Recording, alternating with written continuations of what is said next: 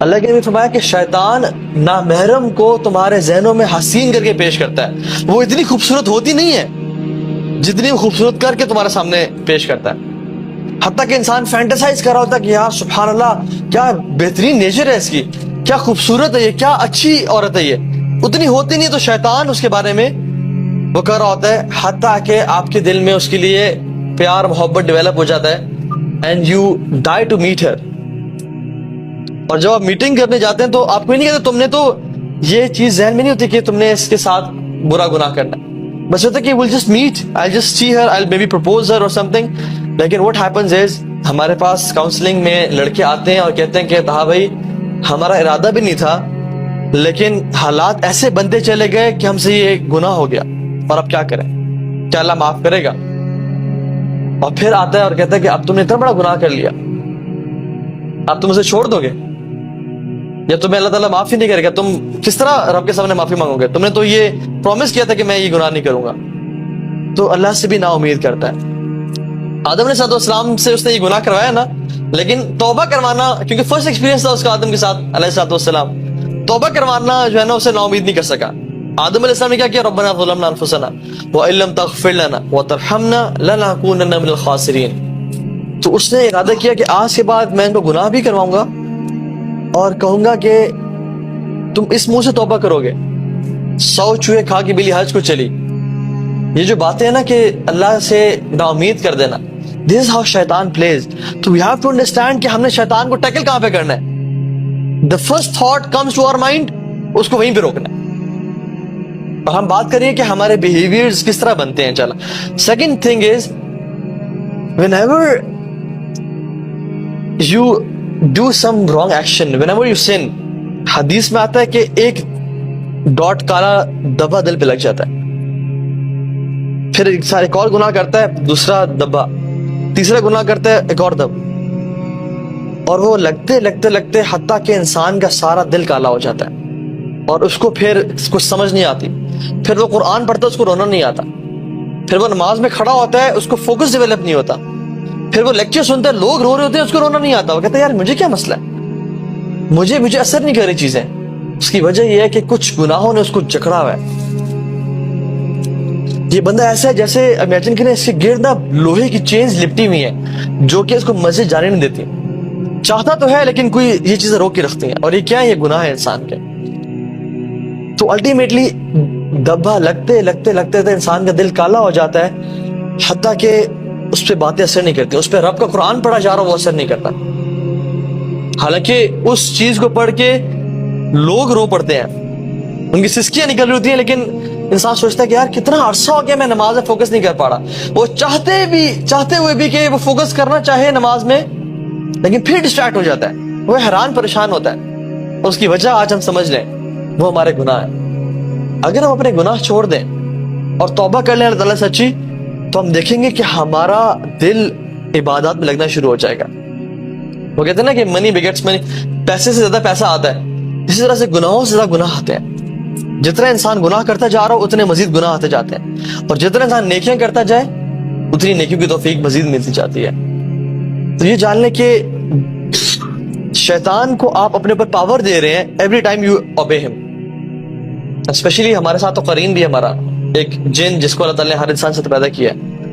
عبداللہ بن مسعود رحمہ اللہ رضی اللہ تعالیٰ عنہ، ان کے پاس ان کا قرین حاضر ہو گیا. قرین از اے جن، جن کو نہیں پتا ہم کس کے بارے میں بات کریں گے.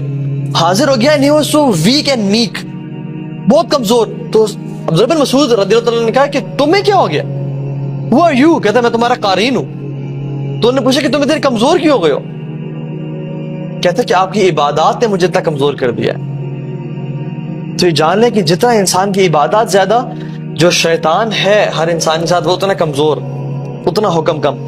اور جتنی انسان کی عبادات کم اور گناہ زیادہ، شیطان اتنا پاورفل اور اسٹرانگ ہو جاتا ہے حتیٰ کہ وہ حکم دیتے ہیں انسان کو. وہ یأمرکم بالفحشاء، قرآن کہتا ہے، وہ وسواس نہیں کرتا، وہ یأمرکم، امر دیتا ہے بالفحشاء کہ تم یہ کام کرو. حتیٰ کہ لوگ ایسے بھی آئے ہیں جو کہتے ہیں کہ ہم مسجد میں ہوتے ہیں اور ہمیں کوئی خیال آتا ہے اور ہم سے رہا نہیں جاتا، ہم اٹھ کے چلے جاتے ہیں اور وہ کام کر دیتے ہیں. لوگ ایسے بھی ہیں جو کہتے ہیں کہ हम लैपटॉप बंद करना चाह रहे होते लेकिन हमसे बंद नहीं होता. We don't want to go to that place, लेकिन हमसे रोका नहीं जा रहा होता अपने आप को. क्या है कि शैतान इतना हावी हो जाता है इंसान पे, और वो टेम्पटेशंस, डिजायर्स इतनी काबू पा लेती हैं उस पे कि वो इंसान रोक नहीं सकता अपने आप को. लेकिन दूसरे लोग कौन है? इन्ना इबादी लैसा लका अलैहिम सुल्तान, कि मेरे जो बंदे ना, अल्लाह ताला कहते हैं कि उन पे तुम्हारा कोई बस नहीं चलता, तुम्हारा हुक्म चलता ही नहीं है. ये लोग कौन है? जो अपने आप को ना रोक के रखते हैं.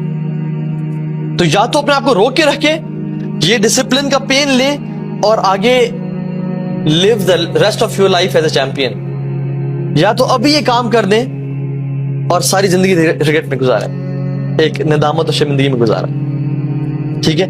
और ये जो लेक्चर है ना, सबसे पहले मैंने सोचा कि मुझे इस चीज की नसीहत है, तो ये जो बात मैं कर रहा हूं सबसे पहले ये मुझे इसकी जरूरत है, ये मेरे लिए, अपने लिए है. क्योंकि जब इंसान बोलता है ना तो उसको सबसे पहली चीज जो जा रही होती है उसके अपने दिल में जा रही होती है और फिर बाकियों को अफेक्ट कर रही होती है. सो हर बंदा अपने बारे में सोचे कि मेरे कौन सा पॉइंट है जिसमें मैं लैग कर रहा हूं और मुझे उसकी इस्लाह करनी है. ठीक है.